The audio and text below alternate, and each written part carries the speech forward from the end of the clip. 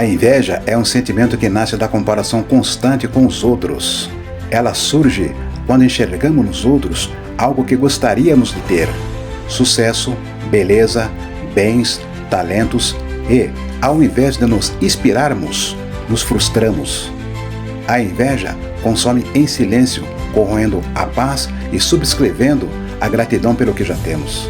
Refletir sobre a inveja é perceber que cada pessoa trilha seu próprio caminho, com desafios e conquistas únicas.